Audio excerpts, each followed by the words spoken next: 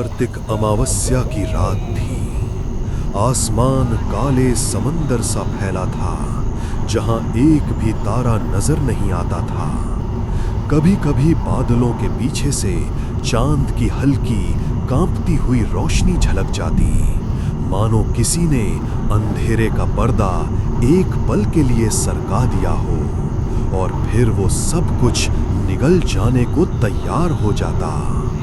उस रात हवा भी कुछ ज्यादा ही खामोश थी, जैसे वो भी कोई राज छुपा रही हो। अरे यार, अब जीपीएस भी काम नहीं कर रहा।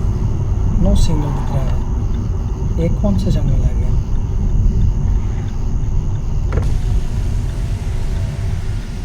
अर्जुन ने कार की खिड़की खोली। तुरंत ठंडी नम हवा अंदर आई। हवा में मिट्टी की तेज गंध थी, और कुछ और भी, कुछ सड़ी हुई बदबू। क्या बदबू आ रही है? लगता है कोई जानवर मरा हुआ है आसपास। ओ शिट, अब गाड़ी भी बंद हो गई। अर्जुन ने कार से बाहर कदम रखा। तुरंत उसके पैर गीली चिपचिपी मिट्टी में धंस गए। आसपास घनी झाड़ियां थीं। पुराने विशाल बरगद और पीपल के पेड़ आसमान को छूते दिखाई दे रहे थे। उनकी जड़ें जमीन से निकलकर सांपों की तरह फैली हुई थीं।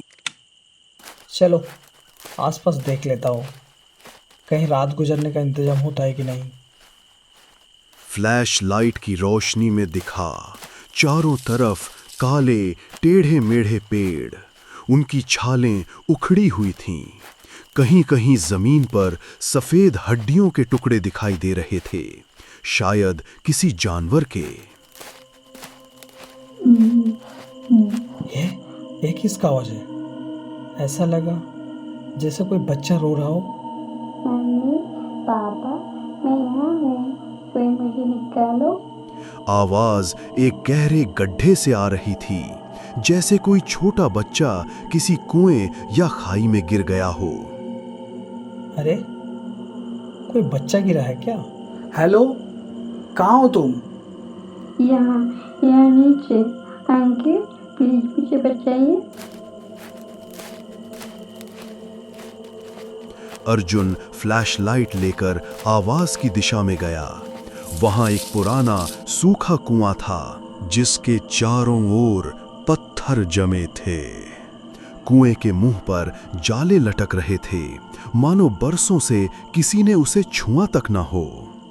बेटा, तुम ठीक तो हो? लगी तो नहीं? अंकल, मुझे बहुत डर लग रहा है। यहाँ बहुत अंधेरा है, और यहाँ कुछ।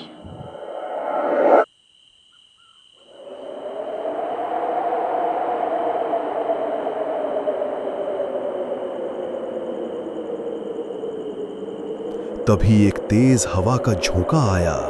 कुएं से एक सड़ी हुई बदबू निकली। अर्जुन को लगा जैसे हजारों लाशों की गंध एक साथ आ रही हो।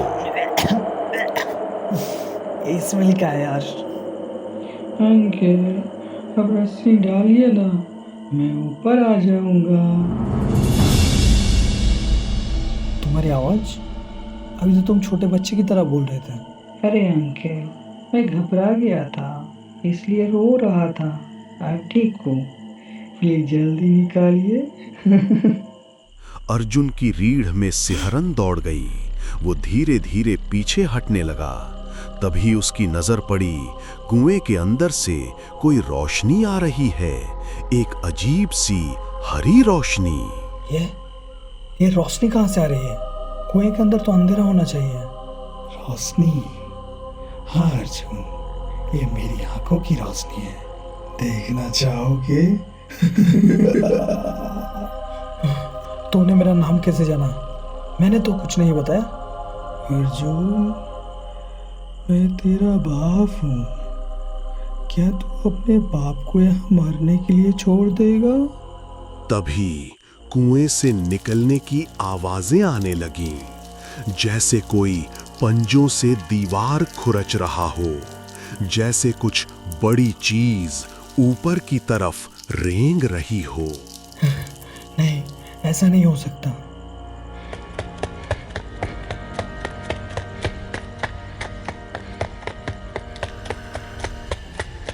अर्जुन, तुम भाग नहीं सकते। ये मेरा जंगल है और यहाँ से कोई भी जिंदा बाहर नहीं जाता।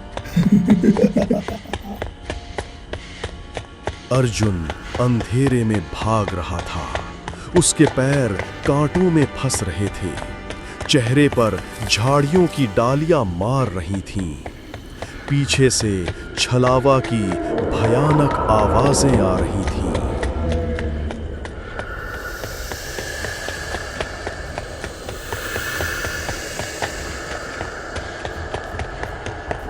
मैं आवा हूँ अर्जुन, मैं तुम्हारे चारों तरफ हूँ। यहाँ देखो, यहाँ, इधर भी। तुम कहाँ भागोगे? हे भगवान, ये कौन सी आफत आ गई? तभी अर्जुन का पैर एक जड़ में फंसा और वो गिर गया। उसकी फ्लैशलाइट टूट गई। चारों तरफ घनघोर अंधकार।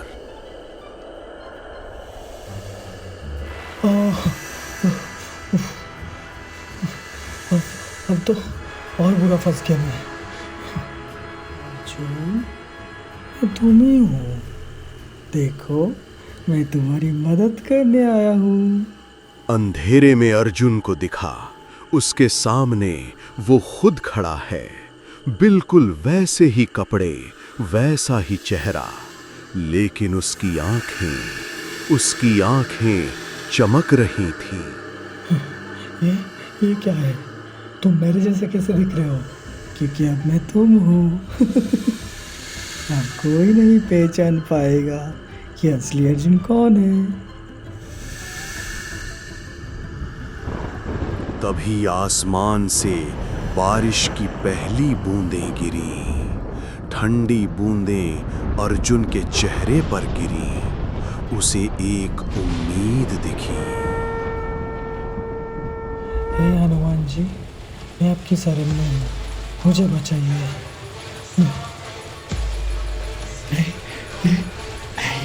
ये घंटी नहीं, मैं भी खत्म नहीं हुआ। छलावा की नकली शक्ल धुंधली होने लगी। उसका चेहरा बिगड़ने लगा। अब वो न अर्जुन जैसा दिख रहा था, न किसी इंसान जैसा। मैं तुम्हें छोड़ूंगा नहीं। मैं दोबारा वापस आऊंगा। मैं वापस आऊंगा।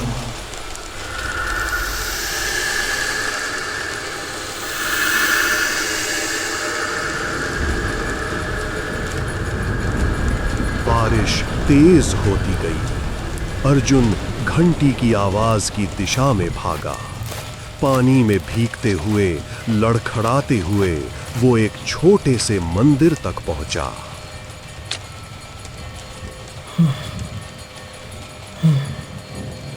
हनुमान जी, आपका शुक्रिया। बच गया, आज बच गया।